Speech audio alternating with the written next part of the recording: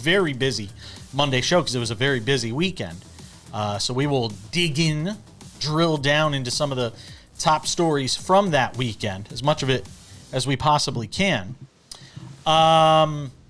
We will be joined by a whole host, a gaggle of people. Sam Yarnell will be here in about 10 minutes to talk about MLB at the All-Star break. He hangs out with us almost every day on the show. We'll be joined by Nick Hamilton, who does a great job with Nightcast Media, covers the WNBA. I have some things to say regarding the WNBA, but regarding something else surrounding the WNBA. We'll get to that coming up a little later in the show. RJ Clifford, former UFC fighter, former MMA fighter, MMA analyst. I want to get his thoughts on what took place here in Las Vegas, where I am. Talk about what happened at UFC 239, Conor McGregor, Paddy Pimblett, the Max Holloway fight with McGregor, getting injured. We'll get into all of that. We'll also be joined by Jerry Bonkowski, who does a great job, former SI, I should say, NASCAR writer, longtime NASCAR aficionado, has covered the sport for decades. He will join us to recap a wild and long night in Atlanta. But we get things started, as we always do on this Monday edition of the show. It's time for the big story. Hey, the big story is presented by the Daily Wrap, our Monday through Friday newsletter, courtesy of Substack. The Daily Wrap is the Sports Wrap with Jason Page newsletter. It covers the top stories that we're talking about here on the show. Go and subscribe. It's free. All you got to do is scan the QR code. It's right there. You got your phone in your hand. Just scan the QR code, and boom, you're there. And we welcome you to go and check that out, especially today, because I have some pointed comments beyond the Daily Wrap newsletter. There's going to be a subsequent posting there because somebody who covers sports media and media for a living decided to take some unnecessary shots at me on his website. And I'm not going to say the guy's name because, frankly, he's a giant greaseball he's not worth allowing my airtime that you guys tune into. He's not worth me saying his name on my airwaves. It's not worthy of it, is quite frankly how I feel about it. That'll be also over on the Sports Wrap with Jason Page Substack. Go and subscribe. I promise you're going to want to read it, especially if you know anything about sports media and want to kind of understand a little bit about what goes on in this industry, because it all fits together with what we're going to talk about here for the next few minutes. And that is this whole thing that took place between Dan Patrick and Cathy Engelbert, who's the commissioner of the WNBA. So last week, Dan Patrick went scorched earth on Cathy Engelbert. And the reason he did was she stood him up. Todd Fritz, who is the person booking Dan Patrick's show, saw her at a pairings party for the American Century Golf Championship, the Celebrity Golf Championship held in Lake Tahoe every year, and went up to the commissioner of the WNBA and booked her for Dan Patrick's show. Well, then she didn't show up the day of the booking, and they waited around for 2 hours. And she didn't come on and answer the questions that a lot of people want to hear her answer. And that's a bad job on her part. She claimed that WNBA PR told her she couldn't do it, and she made the decision not to do it. But she didn't let them know until the last second that she wasn't coming after they waited around for 2 hours. Dan Patrick went scorched earth and went on his show and spent 6 minutes telling his audience how she stood him up and saying that, hey, I don't mind if you don't want to come on, but don't tell me you're coming on. And then he proceeded to talk about it for 6 minutes, which is something he could have said in 1 minute. But he wanted to make the point that the WNBA is this rudderless ship and all of that. My point in reacting to that over the weekend on X, which has gotten like 1 million views here in the last 36 to 48 hours, was to say, Dan's got to be better than that. As the guy who's considered one of the standards for the industry and has been around the block a long time, you don't do that. Unless you really don't care about ever having the commissioner come on your show again and you want a grandstand, which is what he did. And frankly, He's only proven my point to be more true today because after saying at the start of his show or in the first hour of his show over on Peacock today that I don't really have anything more to say about it, he has proceeded to revisit that the entire show today. Every time he's had an opportunity, he's come back to it. Whether it's a caller, calling in, whatever it may be. So Dan, don't tell us it's not about your ego. Because you're telling us it's about your ego without telling us it's about your ego. And look, that happens in the industry. That happens. And I called out Dan for what I thought was something that was an unprofessional look. If a young broadcaster hosting a sports talk show did this sort of thing because a guest no-showed, he'd get pulled into the PD's office and he'd be reprimanded. At the very least. And I know because I spent 30 years in this industry. Okay? No matter how much people may want to throw dirt at me and borderline libelous writings from certain people that used to work in the industry and now run websites because nobody will hire them to run a station anywhere in the country. The reality is that Dan, who I have an immense amount of respect for, the reason I'm doing what I'm doing today is because guys like Dan Patrick came before me. It's like the Mike Francesa stuff.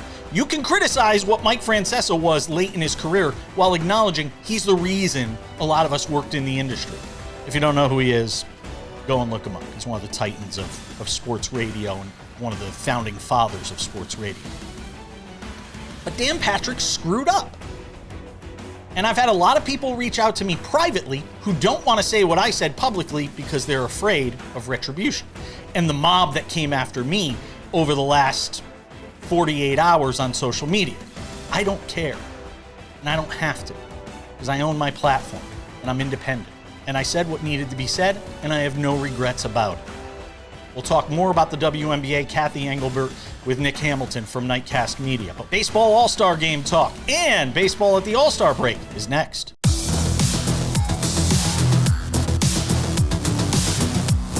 Welcome back to this Monday edition of the show. I've had my say in the big story. Nick Hamilton of Nightcast Media covers the WNBA. Get some thoughts on what I had to discuss in the big story with him and more a little later on. Sam Yarnell is here on this glorious Monday, where baseball has reached the All-Star break, Sam Yarnell. We made it. Looks like we made it. I've been talking about this all season long with our friend David Aardsma, big league reliever and closer, former hurler, who comes on with us every Wednesday as SportsWrap goes inside baseball. And I said, this Jacob Misiorowski thing, it's great throwing 105 and 104 and hitting the gun and all this stuff. And now we were supposed to have him pitch against Paul Skenes this weekend. That didn't wind up happening. By the way, Paul Skenes has to be like out of his mind happy right now because he's getting run support over his last couple of starts that he's probably never seen since joining the Pirates. But Sam, I am curious to get your take as we go into the All-Star break. What is jumping off the pages to you? No pun intended. So many big stories headed into this All-Star break, Jason. I mean, first of all, I got to give credit where credit is due. Paige Stradamus over here with the Boston Red Sox. Guys saw it coming before I think even the Boston Red Sox saw it coming. They're by far the hottest team in baseball over the last 2 weeks. Thank the Yankees. 9 straight wins they reeled off headed into the All-Star break, and they look like a semblance of a real team again. Now, all of that said, they're still, 12 games back in the division? They are in third place, right? That is nothing to shake a stick at, right? They have cemented themselves as not the worst team in the AL East right now. We'll see how the next, 2 weeks out of the All-Star break go and where they get by the time we get to that August 3rd or 4th or whatever the new pushed back deadline is. By the time we get to that, which by the way is going to make things all the more interesting, Jason, and is a whole other reason that headed into the All-Star break and specifically over this weekend, I hate to be this guy, but I'm seeing other people say it in the media. Major League Baseball is throwing up all over itself yet again with the scheduling. Yet again with the scheduling. In case you missed it, Saturday afternoon, 1:30 p.m. was the Major League Baseball draft. 1:30 p.m. on a Saturday afternoon, going up against Major League Baseball games. Sam. In addition to the Genesis Scottish Open and the Wimbledon. Sam, can I stop you for 1 second? They're telling us we don't think people care about our draft. That's exactly what they're telling us. Exactly. Wow, Jason, mind you, they're saying that with their actions while simultaneously proposing in these new ongoing CBA discussions that the MLB draft is going to be completely overhauled because we're going to stop taking high schoolers and it's going to be a completely different thing. We're going to start seeing guys get drafted and come up within a couple of months. It's a disaster for MLB on the draft front. Then you take it to, what happens right after the draft? Oh, players go into the minor leagues. Major League Baseball throwing up all over themselves once again at the minor league level. Did you see the All-Star Futures game this weekend? No, of course you didn't. Why? Because it also went up against Major League Baseball games and the Major League Baseball draft. It is a disaster, the scheduling that Major League Baseball has had for the beginning of this All-Star break. And I know people in baseball work very, very, very, very, very hard. I am not disputing that at all. They have the longest season in sports. They have the most games of any by far to deal with in sports.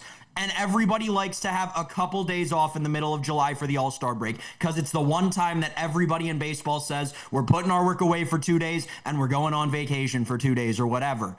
But oh my goodness, we have to figure out something better with this schedule. Baseball is a game that is built to grow at an exponential level right now, and Major League Baseball is holding themselves back. That's my huge takeaway headed into this All-Star break. We'll do postseason awards, midseason awards rather, tomorrow on the show because that's a good day to do it. Obviously, as we reach the All-Star break, where you're just trying to figure out what you're going to talk about for a few days.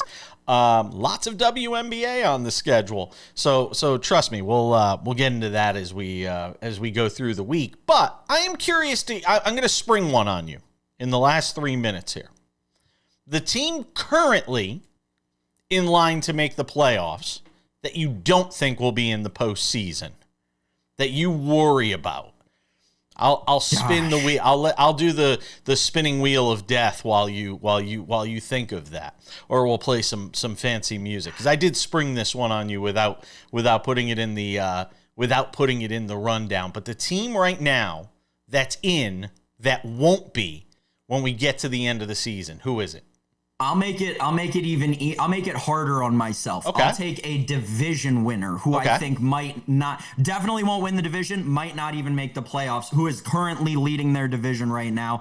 And I'm sorry, I have to take the Texas Rangers. Wow. I have to take the Texas Rangers. That's a good one. I just think you're relying upon a staff, and I know we were talking about this staff in the preseason like they were putting together all the Infinity Stones. But now you look at what they're relying on. It's Mackenzie Gore, and we know Mackenzie Gore's history post All-Star break. It's not good. It's not good at all. You're relying on guys who have been inconsistent throughout the course of their careers in terms of the pitching side, beyond Mackenzie Gore, right? And then on the hitting side, you're coming off of a weekend where you put out into the media that we're potentially going to trade Corey Seager this offseason, right? It's in a very weird spot for the Texas Rangers. I don't see them finishing as a first place team when you've got the Seattle Mariners who have postseason experience, who have experience winning that division in the very recent past. You've got the Houston Astros who looked horrible for the first 2 months of the season, and for the last month and a half have been absolutely incredible. They've been more than treading water, right? So I'm going to take the Texas Rangers. I'm positive they're not going to win the AL. I'm pretty sure they're not going to win the AL West. I don't think they're going to make the playoffs either, Jason. I'm going to go with one that isn't currently in that I think does get in. I'll go the other way.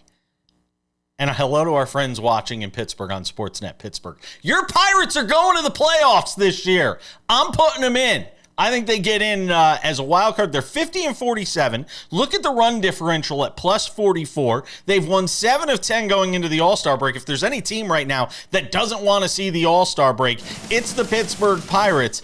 And I expect that they're going to actually get a little busy, get a little freaky at the trade deadline. and do something to sort of upgrade this team. But I like the position they're in. I think fans in Pittsburgh should be thrilled right now, Sam. Yeah. Do they have any prospects left to trade? I thought they called them all up already. Well, we'll find out, because they might have to use whatever they have. Sam will return later in the show for Odds and Ends.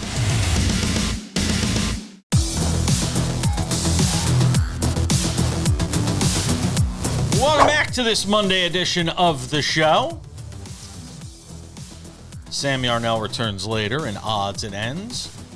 I had my say in the big story. Talked a little bit about the Dan Patrick, Cathy Engelbert stuff, and I explained kind of my role in the reaction to it. Now everybody's talking about it. Nick Hamilton isn't one of these guys that just parachutes in on the WNBA. He actually covers the WNBA and does that. Nightcast Media, returning contributor on this show, and we appreciate him doing that. So let's jump into it. You disagreed with my take on the Dan Patrick, Cathy Engelbert thing. So before we get into some on-the-court stuff, I wanted to give you an opportunity to sort of express your opinion on it. Well, first of all, Jason, thank you for having me. It's good to be back once again. The reason why I disagree with you, respectfully, is because I felt like this.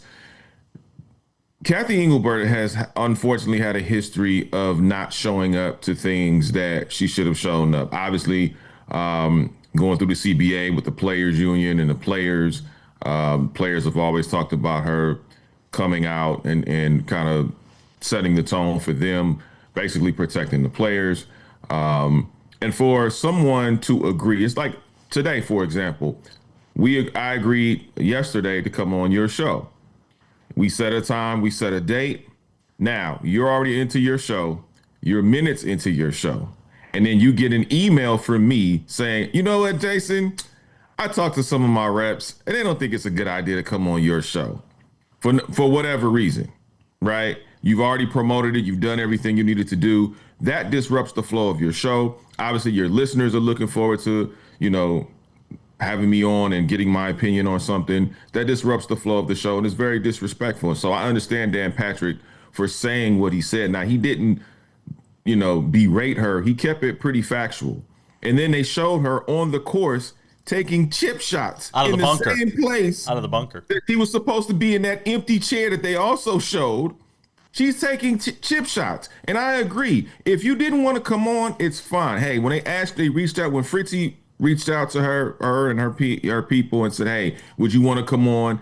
And if the answer would have been no, Dan Patrick has been rejected before. It's not the first time. But then when you agree to do it, and then you don't come on 2 hours into the show, there lies the problem. And it makes you look bad, but it also makes the league look bad as well. Let me push back a little, and I'll push back on this angle.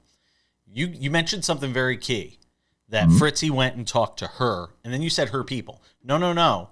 He just talked to her. And John Momola, I don't often cite John Momola for anything, but he wrote a piece for Barrett Sports Media today. And a lot of what he said basically was agreeing with me, and that's not why I'm bringing it up. But he brought up something else in this that I think is missed, and it's the gatekeepers. You know as well as I do, having worked in this industry, the gatekeepers get pissed off when they get skipped over.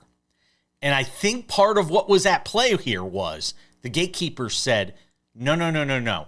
You come through us to set up that interview. And I'm not saying that's right, by the way.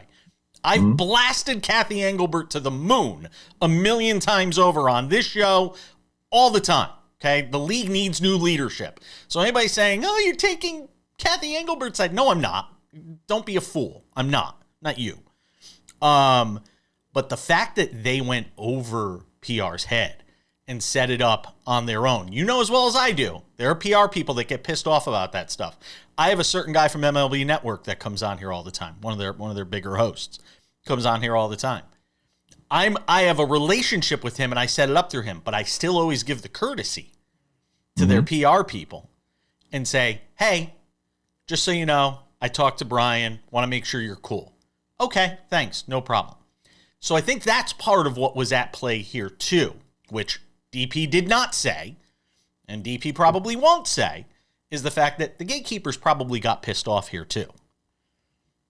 Well, yeah, I think that is one angle to look at, but also too, as you elocuted, when you have a relationship with somebody and they felt like, hey, I'm going directly through this person and I expect them to let their people know because it's their people. And if I already directly talk to you and you verbally agreed to joining my program, then I don't expect anything but maybe your people saying, hey, can you ask her more about this? Can you lean away from this a little bit? We've all gone through those things with PR or reps that represent the talent that we're trying to acquire to be on our shows. So I think there's two ways of looking at this. And that's why I said I don't think Dan was wrong to say what he said because he had every right to. And at the same time, the difficulties that we as elevating and independent journalists faced, even when we have these direct relationships, and even if the person has said yes,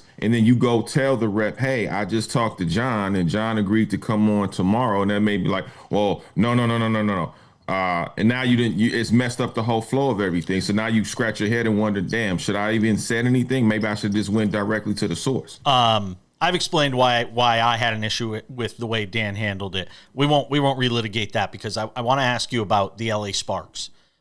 They fired their GM, Reagan Pebley. You're out there in LA, the belly of the beast. Was this kind of unexpected to those of you that follow the team and are out there, and where are they going to go next? I don't think it was unexpected. Maybe the timing may have been slightly unexpected just because they're in the midst of the season and they're 3 weeks away from the trade deadline. And obviously, as I wrote on nightcastmedia.com, I said, well, if you're going to get rid of Reagan Pebley, and obviously the interim GMs who have been there are going to resume their duties as GM for the remainder of the season, I said, well, you're going to have to pick somebody at some point. And I felt like Swin Cash, who is a known, first of all, basketball Hall of Famer, champion. She's worked in the front office in the NBA with the New Orleans Pelicans in various roles. And I said, you're going to need someone who can galvanize not only a front office position and the people in the front office, but also picking the next head coach, obviously acquiring players that are going to fit into the system that you're looking to build a championship contender in the next few years. Because as we all know, I'm not saying anything against Lynn Roberts. I think Lynn Roberts knows basketball, but as we all have seen before, when the changing of the guard happens, whoever was part of the old guard is on a short rope. Nick Hamilton's going to hang out with us for some of the YouTube portions of the show that we put up there. I got a couple more questions I want to ask him. The Fever and Aces went at it last night in Las Vegas. What's going on with the Aces? I've got some things I want to talk to about with him as well. Stick around. We've got more to do on Sports Wrap. We're coming back. RJ Clifford will be here, of course, former MMA fighter. Talk about UFC 239 and a whole bunch more. Don't go anywhere.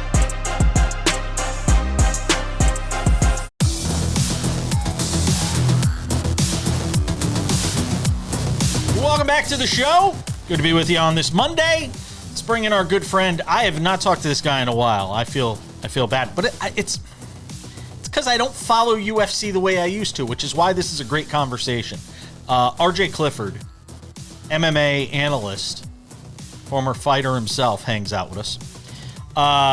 So I want to get your thoughts on what we saw at UFC 329 here in Las Vegas, because there aren't a lot of times where I'm like, I gotta watch UFC. This was one of those times that I was pumped.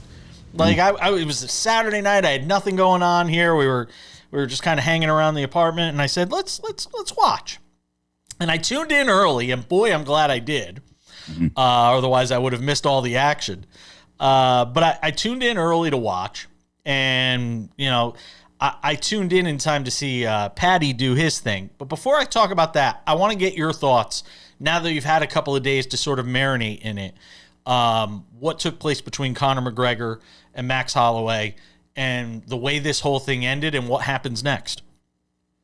Yeah, I mean, obviously, disappointment's the number one answer. Like, thank God we're not in the pay-per-view era where it just costs a Paramount Plus subscription and not $85, right? Absolute shame, right? It was 5 years and 1 day since Conor McGregor got his leg broke against Dustin Poirier and last fought. And obviously, him and Max Holloway had a fight over a dozen years ago, and they both have become champions and have Hall of Fame careers since then. So it was a nice comeback fight for Conor McGregor. It was a nice payday for Max Holloway. And that injury, Conor McGregor trying to throw a jumping scissor kick in the opening seconds with a guy who turns 38 today. That's probably what happened to my knee if I tried something like that. And he broke his leg, and a minute later he's out. So complete shame that the fight went that way. Thank God the rest of the card was absolute fireworks. Obviously, everyone tuned in to watch Conor, and rightly or wrongly, UFC events and combat sports in general they're judged by the main event. So obviously a lot of disappointment that we didn't get the kind of fight we were hoping. So now Conor McGregor is headed into surgery and rehab. He has one fight left on his UFC contract. We'll see what they do with that. Max Holloway wants that rematch. I don't know if he'll get it. But certainly not the night everyone hoped for. What do you, so are you're convinced this happened in the octagon? This injury did not happen. You don't think it was something that happened beforehand? There's all these conspiracy theories about how he looked stepping, into the octagon, all of that. You're not buying any of it. So injuries aren't black and white. If you've been fighting that long, if you went through a hard training camp, you're going to go into a fight with some level of aches and pains and bruises and sprains. Like it's going to be that way. So I don't think he went into that fight. We saw there's video that surfaced of him backstage warming up for the fight, and he threw that exact kick multiple times. He was hitting pads and looked absolutely fine, warming up with that exact kick, and there was no injury there. So I don't think he was debilitated in one of those things where he knew he was hurt, but just knew the fight would go that way, and he just did it for the payday or just did it to show up. I don't buy that for 1 second. But I think if he went into that fight 100% healthy, that's even more alarming because that means he didn't train for it. So I don't. Long story short, I don't buy that he was broken and just went in there knowing that. One of the things I was thrilled about in the fact that I tuned in early was seeing Paddy Pimblett, who I had never seen before, and getting an opportunity to watch him. Because I'm always looking. We were just having this conversation about NASCAR. How Carson Hocevar is this guy who's this young firecracker, 23 years old. He races with reckless abandon. And he makes me want to watch because he's like, Days of Thunder. He's like Tom Cruise in Days of Thunder. Paddy Pimblett feels like that kind of guy. Cole Trickle, thank you. Yeah. Paddy Pimblett sort of has that thing to him that makes me want to watch. Has he graduated from prospect and hype now to legitimate title contender with what we saw him do? Definitely. I mean, he's 24-4. He only has one loss in the UFC, and that was for the interim title against Justin Gaethje in his last fight. And we all saw Justin Gaethje knock out Ilia Topuria and become lightweight champion. So talk about a loss that aged very nicely for Paddy Pimblett. And full disclosure, I've been very slow to jump on the Paddy Pimblett bandwagon because I thought he was a lot of hype, a lot of product of the UFC, seeing what you see, Jason. This guy has star potential. Now, does the skill set match the hype job? I hadn't been convinced up until probably the last 18 months or so when he just demolished King Green, made Michael Chandler look silly. And then even though he lost to Justin Gaethje, we all know Justin Gaethje's still, he's the world's best lightweight. So that's your only loss. You're in a good place. Dusting Benoit Saint Denis in 52 seconds. Benoit, I thought he would win. I thought he would beat BSD, but I thought it was more durability. I thought he'd outlast him. To be able to just starch him with a submission of the year in under a minute, I did not expect. So yeah, Paddy Pimblett is as good as the hype job has made him out to be, which I didn't think I would be saying on July 13th, 2026. Who's next for him? Is it somebody like a Topuria? Is it Islam? Like who's next for him? So I think he has now thrust himself into lightweight contention. Justin Gaethje's in a unique spot. We thought maybe if Conor had won, he would completely cut the line and get like a title shot with Gaethje or something like that. That's obviously on the back burner. Arman Tsarukyan is the true number one contender, but he's kind of in hot water with the UFC with how he's handled some things. So who knows what's going on there. I'll tell you what, it is perfect timing for Paddy Pimblett to insert himself into the title conversation because it's very, very murky and things turn around quick in the UFC. One massive performance on the biggest audience of the year outside of maybe the White House. Not bad timing, Paddy. Yeah, no, that's just it. It is timing. It almost reminded me a bit of when the women fought on the undercard of the Mike Tyson Jake Paul fight, and everybody tuned in to watch Jake Paul and Mike Tyson. And then there was this fight on before it that people were like, oh, let's watch. And they were blown away by the women's fight. It almost kind of reminded me of that a little bit. RJ Clifford, MMA analyst. I always appreciate you, my friend. Let's do it again soon, all right? Good chatting. See you, Jason.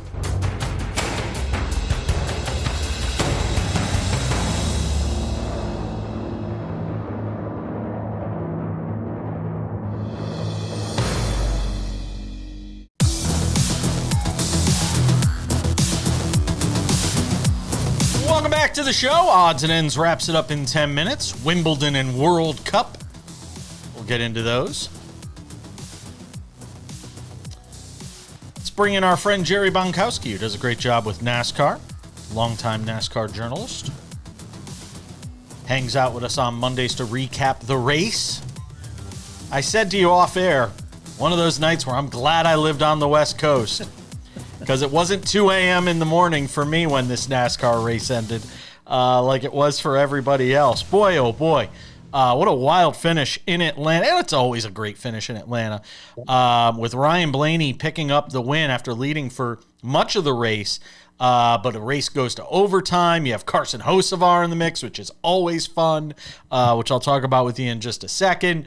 Bubba Wallace was in the mix.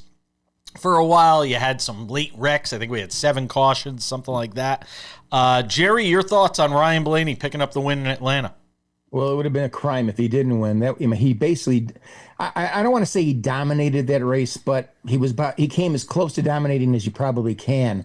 Just was, he likes that kind of a track, 1.5 mile track. It's a very fast track. It's a weathered track, which means it's got a lot of character, a lot of bumps and things. And drivers, which is one thing I've never understood in all my years of covering racing. Why do drivers like a track that's bumpy? I'd prefer something that's just ice, like an ice rink, just smooth.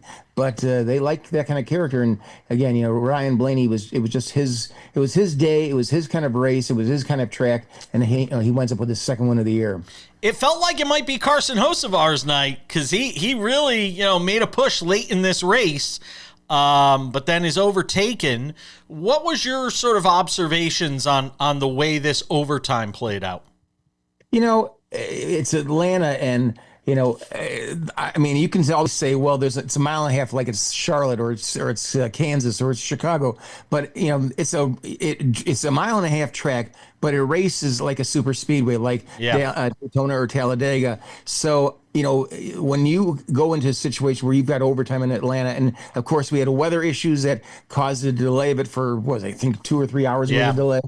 Nothing surprised me. I mean, Hocevar was, he gave it a good shot. He gave it a good try. I just was hoping he wasn't going to do anything stupid. And, fortunately, he didn't. Exactly. He was on his best behavior. And I thought his comments after the race were kind of hilarious when he was interviewed, where he's like, yeah, they're okay with me right now. And they're waving and giving me fist bumps. He goes, give it a week, basically. They'll hate me again. Was essentially, I got to tell you though, on the Hocevar thing, I want to talk about Kyle Larson, but I want to bring up Hocevar.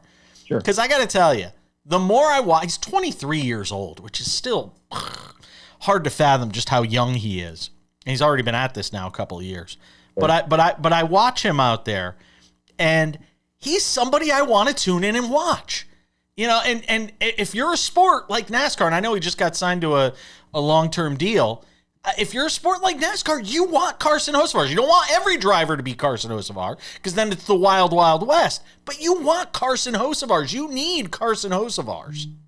Exactly. And, the thing is that NASCAR, maybe not so much currently, but, 10, 15 years ago, when you started seeing guys like Jeff Gordon, Tony Stewart, Dale Earnhardt Jr. starting to retire, they had to look at NASCAR, specifically in the marketing department, especially had to look for the next generation of stars. And Hocevar is, arguably one of the top new guys on the block, so to speak. You're right. I mean, he's 23 years old. I see, and maybe this might be an unfair comparison, Jason, but I see a lot of Kyle Busch in him, and I like that. I like a guy who's got character, a guy who speaks out. I mean, he may say stupid things at stupid times and get himself in trouble, but he's got the talent. once he can kind of control himself a little bit more, which is what he did yesterday, he's going to be a multi-race winner. There's no doubt in my mind. And if he continues going on this path, now that he's got a solidified contract for the next 3 years, I guess it is. Now he doesn't have to worry about his at least his long-term stretch. So he's got a chance now to do what he's got to do, and I could easily see him being a champion 2 years or 3 years from now, easily. Yeah. And look, he's literally out there singing as they're getting ready to come back from the caution into the overtime. I loved it. Kyle Larson, tough night at the racetrack for him. He's just having a weird year this season. I mean, him and Chase Elliott especially, those two guys, they're just having very, very weird years. They've got success. Larson was up on top of the points there for quite some time, but he's not having a consistent year, much like Chase Elliott. They're just not being consistent. They've got to change that around in the next 7-8 races as they head into the playoffs. And they got some good tracks coming up that I think that we'll see them doing better. But you're right. It's just a very, very hard night last night.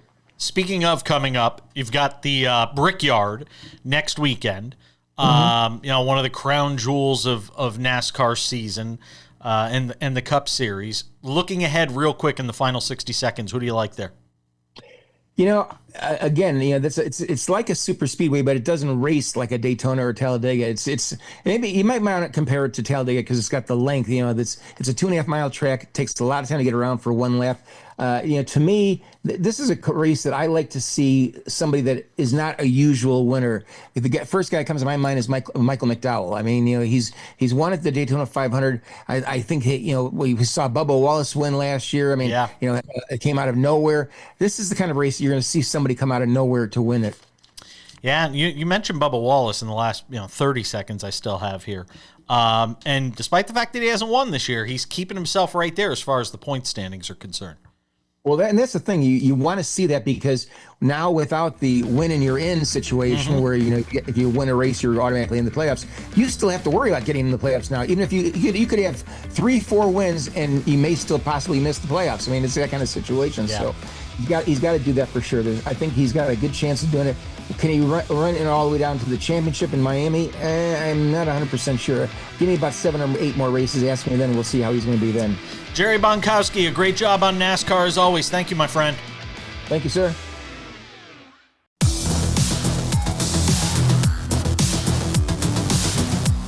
Just about time to put the wraps on this baby for a Monday. But before we go, a couple of reminders. The Sports Wrap with Jason Page podcast is available for all of you that love listening to the show instead of watching it. I mean, wouldn't want to take this in. On the podcast version of the show, you can listen to it Monday through Friday, 45 minutes, limited commercial interruptions, wherever you get your podcasts.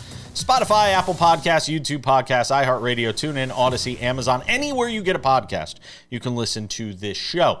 The Sports Wrap with Jason Page YouTube channel is the place to find all things, you guessed it, Sports Wrap with Jason Page, the Monday through Friday TV version of the show, 45 minutes, commercial-free, waiting there for you. Extended conversations with some of our great guests that come on the program, as well as Sports Wrap Originals and Sports Wrap Shorts. Conor McGregor tears his ACL or blows up his right knee, and we're talking about it right away in Sports Wrap Shorts. Sports Wrap Shorts available on our YouTube channel. Also available on our TikTok, Sports Wrap Jason Page, and on our Instagram by that same name. And don't forget our new website, sportswrap.tv.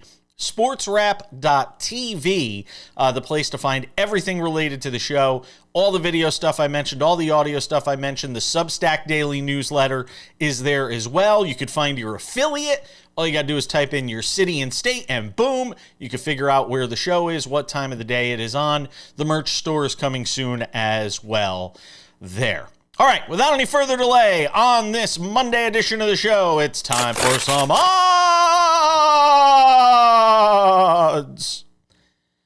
and ends. Odds and ends. Sam, what's going on? You've got a finger in the air. You're doing the Sophie Cunningham, only pointing up in the air.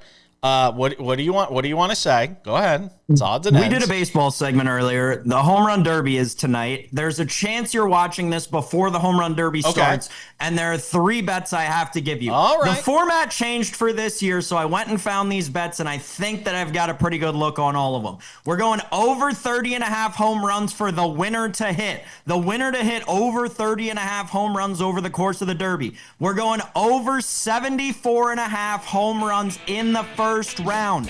Over 74.5 home runs in the first round. Yep. And I'd be a loser if I didn't pick a winner. Give me Junior Caminero to win the whole thing. I was just going through my Junior Caminero rookie cards yesterday. I was like, wow, I have quite a few of these. And by the way, Junior Caminero, the AL MVP pick of David Ardsma when we had him on the show last Wednesday. I'm going Yordan. He's going with Junior Caminero. He thinks Yordan, if they don't get into the playoffs, he doesn't think Yordan will win MVP. So, all right, that's what he has to say on that. Wimbledon, congratulations, Jannik Sinner, unless your name is Sam Yarnell, because he will never congratulate Jannik Sinner. He defeats Sasha Zverev in 4 sets yesterday. One of us may have placed a small wager on Sasha Zverev. I was feeling the love. I thought this might be the year he finds out. I watched him win the first set. I'm pumping my fist. I'm like, let's go. And then, it went the other way. Gosh, I hate to be that guy. Bet the first set to go to a tiebreak, won. Bet that profit on the second set to go to a tiebreak, won. Man, they were just giving those things away. Those serves were amazing in that match. It was fun, at least for the first 2 sets, to watch those guys just dominate each other on serve. Except that was the only fun part of this match, right? I was telling somebody, one of my closest friends who's a huge tennis guy, of all the matches that I've ever watched in tennis, this is the one where I've most rooted for both players to somehow lose. I'm not a root for injury guy, but I'm not saying I would have been upset if on the same point both of their Achilles simultaneously exploded. I mean, 2 of the worst human beings that tennis has to offer. Let's be honest with ourselves. Between the accusations against Sasha Zverev that have spanned, almost a decade at this point, and Jannik Sinner's history with cheating. So 2 of the worst human beings that tennis has to offer, but one of them had to win. Noskova beats Mahova in the women's final in a battle of checks. He checks. He trapped me. Noskova beats Mahova, wins her first Wimbledon title. Over in soccer, or as the rest of the world calls it, football, we've got 4 teams left, Sam Yarnell, in the World Cup. We've got wires and controversy. This is the World Cup of... They should call it the World Cup of Controversy instead of the World Cup of Soccer. They might. They already have one of those, but they might rename that one and change this one to the World Cup of Controversy. I mean, I'm not going to sit here and tell you that England should have won. I'm not going to sit here and tell you that ball didn't hit the wire. I mean, we all freaking saw it. Yeah. Doesn't really help to the whole World Cup of Controversy narrative, Jason, that the top 4 teams in the FIFA ranking are the 4 teams in the final 4. Probably not a great look for FIFA, but we're going to get some great matches out of it. So I'm looking forward to, Tuesday and Wednesday this week? Yeah. I'm going to give me Spain and Argentina in the final. We'll do more on the World Cup tomorrow because we have time this week because there's no baseball. So we're gonna stretch it out a little bit, as we like to say in the industry. It's gonna do it for us on this Monday edition of the show. Thank you, RJ Clifford. Thank you, Jerry Bonkowski. Thank you, Nick Hamilton. Thank you, Sam Yarnell. And thanks to all of you at home for watching. I'm Jason Page. That does it for Sports Wrap. We'll see you back here on Tuesday. Lots more to do then. Bye-bye.